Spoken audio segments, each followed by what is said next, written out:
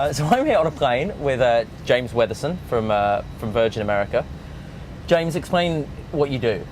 I mean, you do this, but what is this? What do you do? So what I do is I'm the IFE engineer for Virgin America. So I'm in charge of keeping Red running, integrating new features and things that we're going to bring to the future, and also in charge of the GoGo Wi-Fi and making sure that the Wi-Fi is working. And so IFE is in-flight entertainment, right? IFE, yeah, in-flight entertainment. I'm sorry, yeah. The reason why we're here sitting on this plane is something new has launched. That's right. What is that? So what we've just launched is we've launched three major new things. I suppose it's in our Eat section. We've launched, now we've got pairings and we've got Mile High cocktails, or Mile High cocktails. Cocktails with altitude. No, I kind of like Mile High cocktails. The idea cocktails. of if somebody drinks enough of them. That's right, yeah. And then they're So the Mile High cocktails, we've got pairings, which is what we call it, which is essentially a bundle of a drink and a snack, like a bag of chips and a sandwich.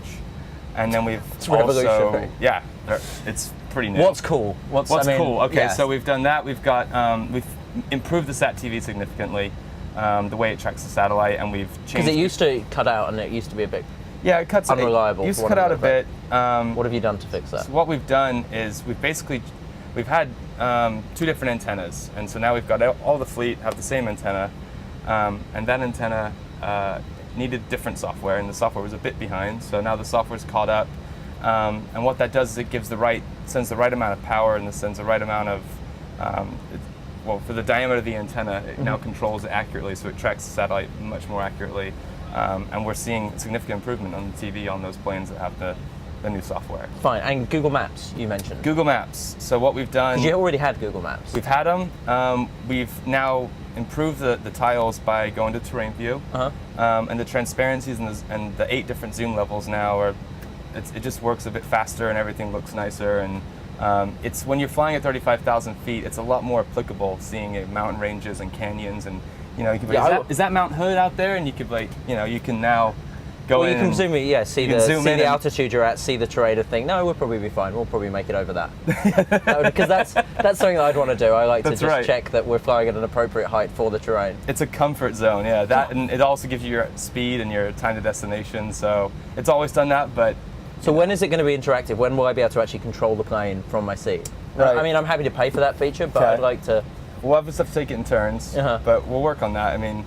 Or crowdsource it. I mean, crowdsourcing always works. There's only one... Well, there's 2 pilots, right? Right. There's however many passengers, like 149, 149 passengers. Obviously, they know inherently they're therefore know better than the pilot. I mean, they've been through training, but... Yeah, but there are hundreds of these. This is crowdsourcing, the wisdom of the crowds. That's right. Yeah, exactly. So there's more points of fail, right? So why can't the passengers control the plane? Get rid of pilots altogether. I think there's no reason why they couldn't. There's just I thought you were checking FAA regulation. I'm just like So it's really just a legislative problem. So really, it's just much like most things on the internet. You just need to lobby this in Washington. The law needs to catch up. That's right. Yeah, it's like Wikipedia is inherently smarter than Encyclopedia Britannica because there are more people contributing it, and so it should be replaced.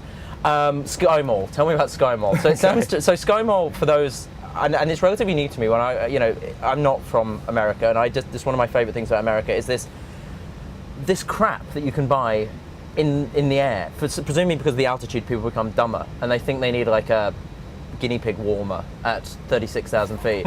But the problem was before you used to be able to do it with the satellite phone. You don't have satellite phones anymore. It's interactive now. It is. So it's not just I think what you have to do on the other airlines is you get the magazine, you flip through it, and you go, God, I really want that moose head on my wall, and you got to rip out the page and fill out the form. But not anymore. Not anymore. Now it's interactive. But I think, to be fair, ours is a lot more tech oriented. We got lots of GPS units. We got lots of iPods. It's got a little search box, so you don't have to click through every category. You can just actually pull out the QWERTY keypad on the back of the handset and just type in nano or whatever it is that you're kind of in the market for, and then it drop shits to your house in about 7 days.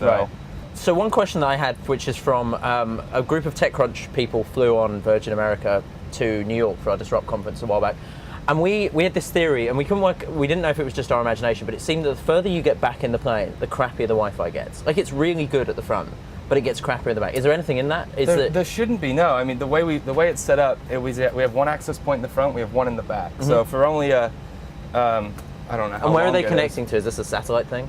It's not satellite. How does it work? So the way GoGo works is it's cell towers on the ground. So it's a big mesh network on the ground, and instead of like cell towers for your phone, they're broadcasting across the horizon. These are pointed straight up, and then the planes are grabbing that on little blade antennas that are. So on the there's bottom special of the aircraft. antennas just for GoGo. Yeah, we could actually probably pop outside and show you what they look like. They're only about this big, and they're on the bottom of the plane pointing straight down.